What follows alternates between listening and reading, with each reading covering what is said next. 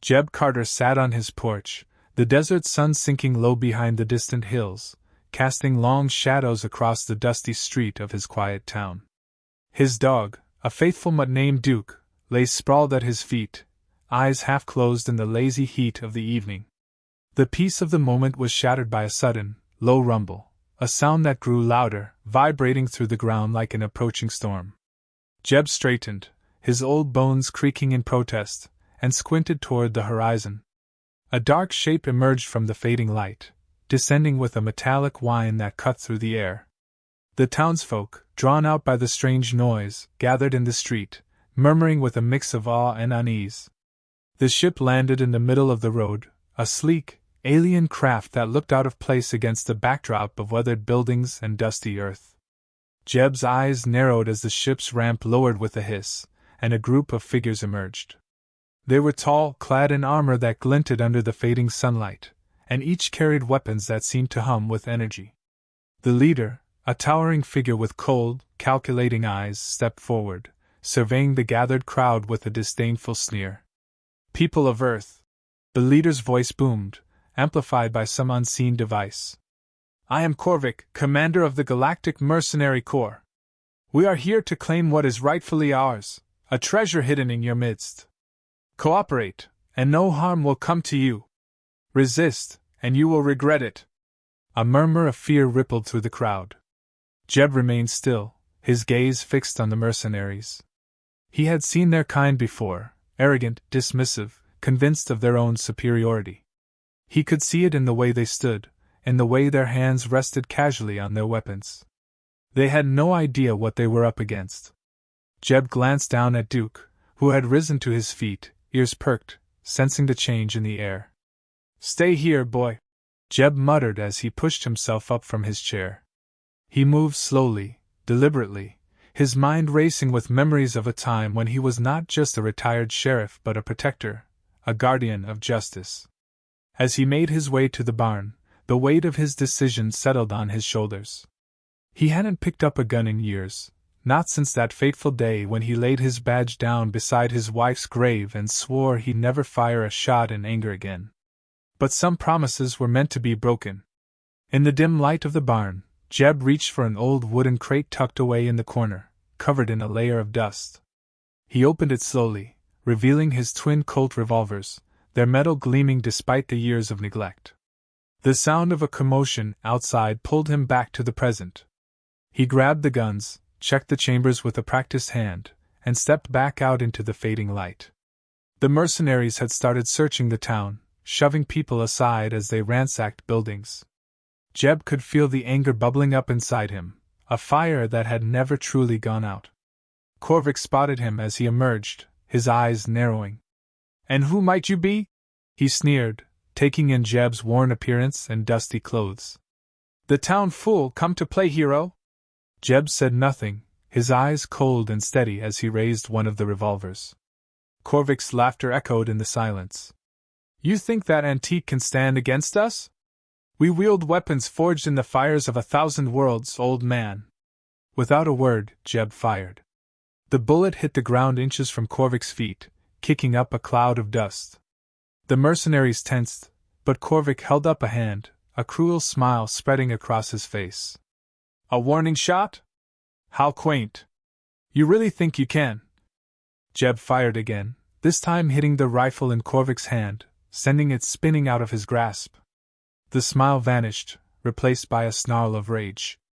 "You'll pay for that," Korvik growled, signaling his men forward. The street erupted into chaos as the mercenaries charged. Jeb moved with a speed that belied his age, his hands steady, each shot precise. He aimed for their weapons, their armor, anything that would slow them down or throw them off balance. The townspeople watched in stunned silence, then, emboldened by Jeb's stand, they began to move. A few grabbed whatever they could find, tools, rocks, anything to aid in the fight. For a moment, it seemed as if the town might hold its own. But the mercenaries regrouped quickly, their superior technology and numbers starting to overwhelm.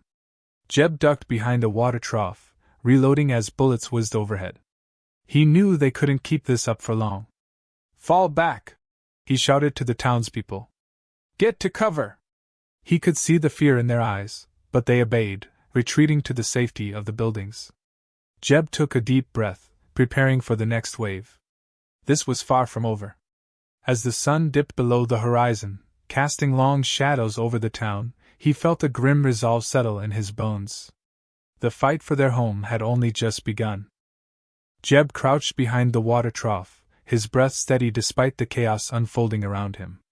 The sun had slipped below the horizon, leaving the town bathed in a dusky twilight, shadows stretching long and ominous. The mercenaries were regrouping, their alien voices barking commands in a language Jeb didn't understand. He wiped the sweat from his brow with the back of his hand and glanced around, assessing the situation. The townsfolk had taken cover in the buildings, their faces pale and eyes wide with fear. But Jeb knew fear could be as powerful a motivator as anger. It could push a person to act, to fight for their home and their lives. He took a deep breath, feeling the weight of his revolvers in his hands. They were old, but they were reliable, and right now, they were all he had. He peeked over the edge of the trough, his sharp eyes catching sight of Korvik, who was barking orders at his men. Jeb could see the frustration in the alien's movements, the way he gestured angrily, his pride wounded by the unexpected resistance. "Jeb!" a voice called out softly. He turned to see Mary, the town's schoolteacher, crouched behind the corner of the general store. Her gray hair was pulled back in a tight bun, and her usually kind face was set with determination. "What do we do now?" Jeb considered her for a moment. Mary had always been a pillar of the community, a source of wisdom and calm. Now, that calm was being tested, but her resolve was clear. "We need to split 'em up," Jeb replied, his voice low but steady. "They're too organized. If we can scatter them, we have a chance." Mary nodded, her expression resolute. "What can I do?" "Get the others to make some noise, distract him. But be careful, don't get too close." As Mary nodded and began to slip away, Jeb focused on his next move. He had to find a way to draw Korvik out, to make him careless. He knew the alien leader's pride was his weakness, and that was something Jeb could exploit. A sudden burst of light and sound jolted Jeb's attention back to the street. One of the mercenaries had fired a warning shot into the air, the blast echoing through the town. The tension was palpable, every sound amplified in the stillness that followed. Jeb knew he had to act fast. He darted across the open space, moving from cover to cover, his revolvers ready. He could hear the mercenaries shouting to each other, trying to pinpoint his location. From his new vantage point behind an old wagon, Jeb spotted a group of mercenaries near the saloon, their backs to him. He took aim, firing 2 quick shots that hit the ground near their feet. Startled, they turned, giving the townspeople the opening they needed. Mary and a few others threw rocks and debris from the cover of the buildings, the projectiles landing with surprising accuracy. The mercenaries, momentarily disoriented, scattered as Jeb had hoped. He allowed himself a brief, grim smile. This was working. But he knew it wouldn't last. He needed to confront Korvik, to end this quickly before the mercenaries could regroup. As he moved toward the center of the street, he heard a low growl behind him. He turned to see Duke, his loyal dog, emerging from behind a barrel, hackles raised and teeth bared. "No, Duke," Jeb whispered urgently, but the dog wouldn't be swayed. He stood his ground beside Jeb, ready to defend his master. Jeb couldn't help but feel a surge of pride and affection for the old mutt, but there was no time to dwell on it. He had to focus. He moved forward carefully, keeping his eyes on Korvik, who was pacing near the ship, scanning the darkness with a growing frustration. Jeb knew that if he could just get close enough, he might have a shot at ending this once and for all. "Korvik!" Jeb shouted, his voice ringing out in the night. The mercenary leader turned, his eyes narrowing as he spotted Jeb standing in the middle of the street, his revolvers at his sides. "You want this town? You'll have to go through me." Korvik's sneer returned, and he stepped forward, his own weapon glowing in his hand. "You're a fool, old man," he snarled. "Your weapons are useless. This fight is over." Jeb held his ground, his gaze steady. "We'll see about that." The standoff lasted only seconds, but it felt like an eternity. Then, in a blur of motion, both men raised their weapons. Jeb's revolvers roared, the shots ringing out in quick succession. Corvick fired back, the air crackling with energy. Jeb felt a searing pain in his shoulder but ignored it, focusing on his target. One of his bullets found its mark, hitting Corvick's weapon and sending it flying from his hand. Corvick staggered back, his eyes wide with shock and fury. For a moment, the street was silent, the townspeople and mercenaries alike frozen in place, waiting to see what would happen next. Jeb, breathing heavily, took a step forward, his revolver still trained on Corvick. "Leave now," he said, his voice low and firm. "And never come back." Corvick glared at him, his face a mask of rage. But then he glanced around, seeing his men scattered and disorganized, their confidence shaken. He knew when he was beaten. With a snarl, he turned and barked an order to his crew. The mercenaries began to retreat, moving quickly toward their ship. Jeb watched as they boarded, his stance unwavering until the ship's ramp closed and it lifted off, disappearing into the night sky. Only then did he lower his weapons, his breath escaping in a long, slow exhale. The townspeople slowly emerged from their hiding places, their faces a mix of relief and amazement. Mary hurried over to Jeb, her eyes wide. "You did it," she said softly. Jeb shook his head, his expression grim. "No," he replied, wincing as he touched his injured shoulder. "We just bought ourselves some time. They'll be back. And next time, they'll be ready for us."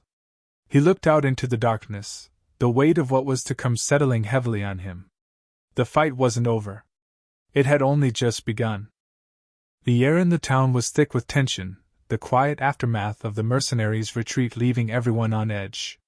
Jeb sat on the edge of a rickety wooden chair in the makeshift infirmary that had been set up in the town's general store, cradling his injured shoulder.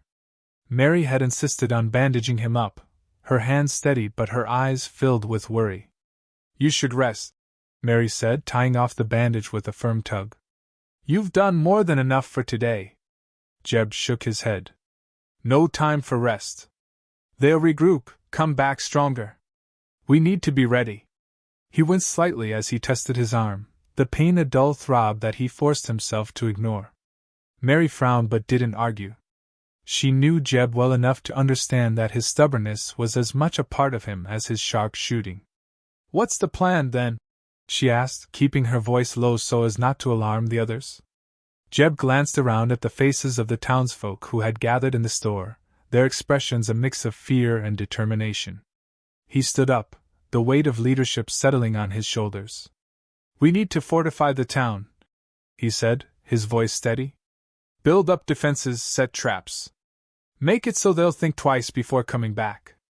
A murmur of agreement rippled through the crowd, and Jeb saw a glimmer of hope in their eyes. They were scared, but they were ready to fight for their home. He turned to the blacksmith, a burly man named Tom with soot-streaked arms and a hard, set jaw. "Tom, you still have those old bear traps?" Tom nodded. "A few, and I've got some scrap metal that could be turned into spikes or barriers." "Good," Jeb replied. "Get started on that. We need to cover every entrance to the town, make it a maze they can't navigate without getting hurt." As Tom hurried off, Jeb turned to a young man named Samuel, a former mechanic who had been living in the town for a few years. "Samuel, think you can rig up some distractions? Maybe some noise makers to throw them off?" Samuel's face brightened with a hint of a smile. "I've got a few ideas," he said. "Might even have some fireworks stashed away that we can use for a surprise or two." "Perfect," Jeb said. "Get on it." The townsfolk dispersed, each taking up a task to prepare for the inevitable return of the mercenaries. Jeb watched them go, a sense of pride swelling in his chest despite the grim situation. These were good people, brave people, and they deserved a chance to defend their home. As the preparations got underway, Jeb walked through the town, checking on the progress and offering words of encouragement.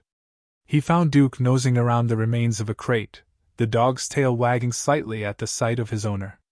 Jeb knelt down, scratching behind Duke's ears.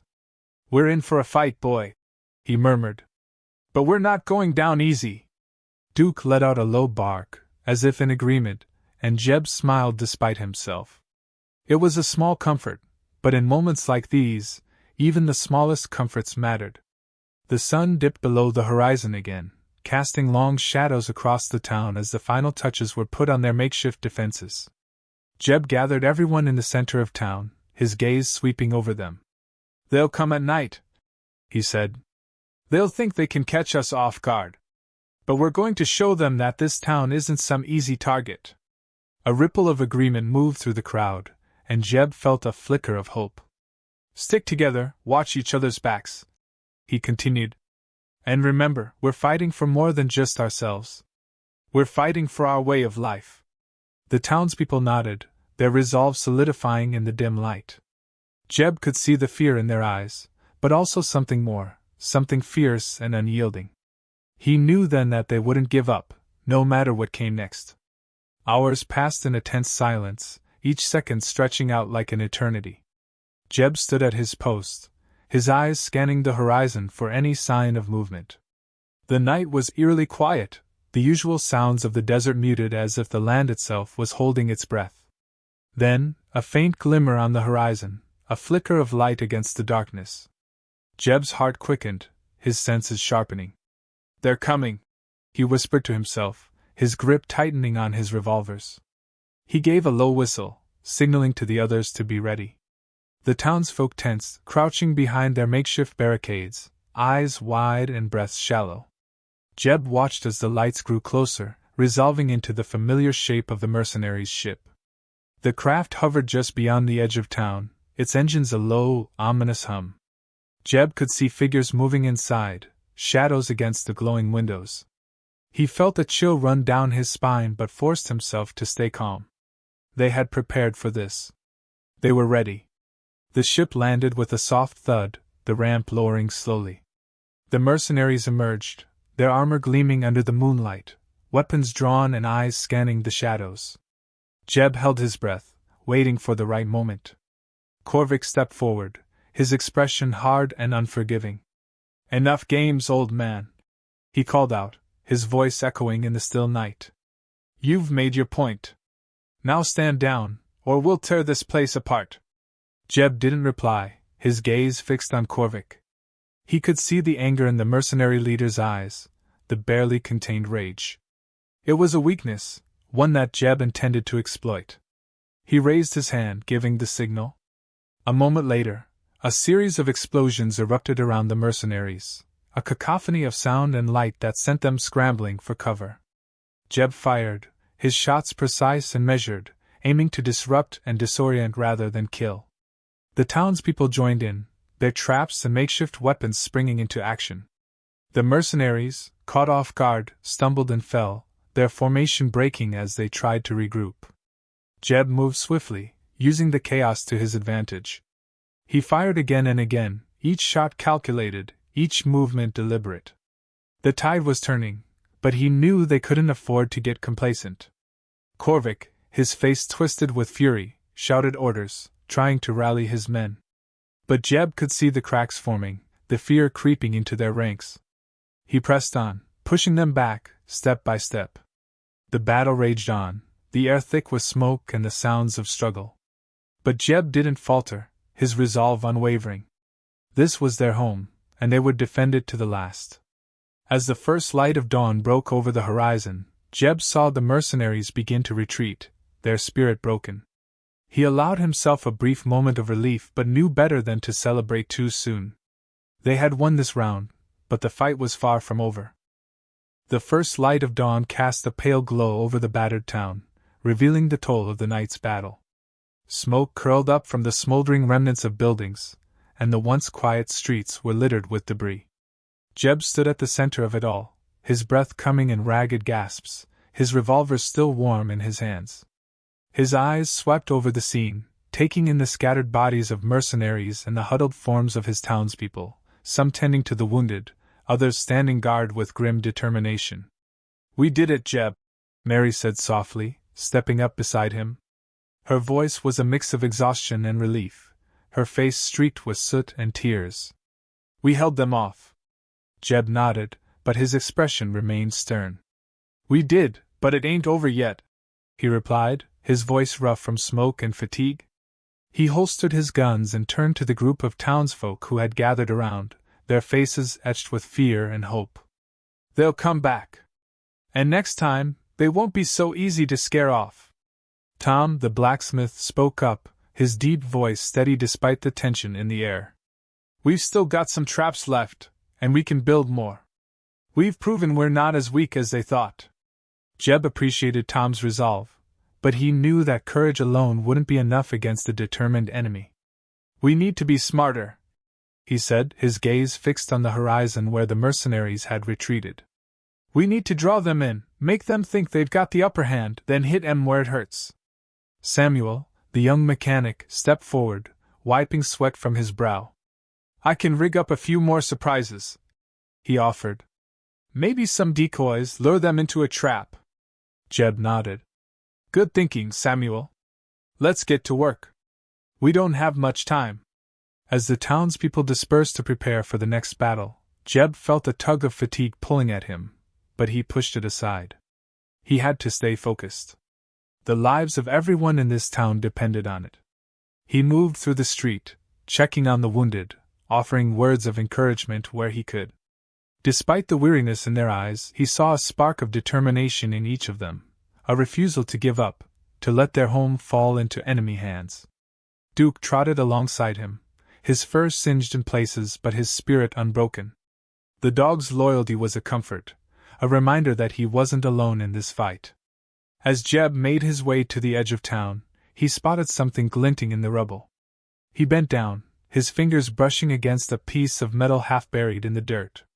He pulled it free, revealing a small, cylindrical device, alien in design, but familiar enough to make his blood run cold. "Mary!" he called out, his voice sharp. Mary hurried over, her eyes widening when she saw the device in his hand. "What is it?" she asked, her voice tense. Jeb turned the device over in his hand, his mind racing. "It's a locator beacon," he said, his tone grim. "They left it behind to mark our position. They're planning something bigger." A ripple of fear passed through Mary's eyes, but she quickly steadied herself. "What do we do?" Jeb weighed their options. They could try to destroy the beacon, but that would only delay the inevitable. The mercenaries knew where they were now, and they wouldn't stop until they had what they wanted. "We use it," he said finally, his voice firm. "We turn it into a trap. Make them think they've got us cornered, then spring it on them." Mary nodded, understanding his plan. "You think it'll work?" "It has to," Jeb replied, a steely resolve in his gaze. "It's our only shot." The townspeople worked quickly, setting up new defenses, repositioning the traps, and preparing for the ambush. Jeb and Samuel carefully disarmed the beacon and reprogrammed it to send out a stronger signal, one that would draw the mercenaries in faster. Every minute counted now. As they worked, Jeb couldn't shake the feeling that this was their last stand. There would be no more chances after this. The sun climbed higher, casting long shadows across the town as the preparations continued. Jeb watched as the townspeople moved with a purpose, their fear giving way to a grim determination. They were tired, wounded, but not broken. They would fight to the end, not just for their homes, but for the lives they had built here. As the day wore on, the tension in the air grew palpable, the anticipation of the coming battle weighing heavily on everyone. Jeb stood at the center of town, his eyes on the horizon, waiting for the first sign of their enemy. His grip tightened on his revolvers, his heart steady despite the uncertainty that lay ahead. Then, just as the sun began to dip towards the horizon, he saw it, a distant glimmer of movement, a faint shimmer in the heat haze. The mercenaries were coming. He could feel the tension coil in his muscles, every sense on high alert. "Get ready!" Jeb called out, his voice carrying through the town. The townspeople took their positions, their eyes fixed on the approaching threat. There was no turning back now. The mercenaries' ship appeared on the horizon, moving faster this time, their intent clear. They were done playing games. Jeb's jaw tightened as the ship drew closer, its engines roaring like a storm descending on the town. He could see the figures inside, their weapons ready, their faces hard with determination. "Wait for my signal," Jeb whispered, his voice barely audible over the roar of the engines. He watched as the ship hovered above the town, the ramp lowering slowly. Corvick appeared, his face a mask of fury, his weapon already raised. Jeb waited, his heart pounding in his chest, every muscle coiled like a spring. He could feel the tension building, the anticipation of the coming clash hanging in the air like a knife's edge. Then, in a swift, decisive motion, Jeb gave the signal. The townspeople unleashed their traps, a barrage of makeshift weapons and explosives erupting around the mercenaries. The ship rocked as the attack hit, throwing the mercenaries into disarray. Jeb moved quickly, his revolvers spitting fire as he advanced, his shots precise and deadly. He could see Corvick struggling to regain control, his men scattering in panic. Jeb pressed forward, every step a battle, every shot a statement of defiance. The mercenaries, caught off guard and overwhelmed, began to fall back, their resolve breaking under the onslaught. Jeb pushed them harder, refusing to give an inch. This was their town, their home, and they would defend it to the last breath. As the sun set behind them, casting the town in a fiery glow, Jeb knew that this battle, win or lose, would define them all. They had stood together, fought together, and now, as the final moments of the clash approached, they would see it through together. For their home. For each other. The fight would end here.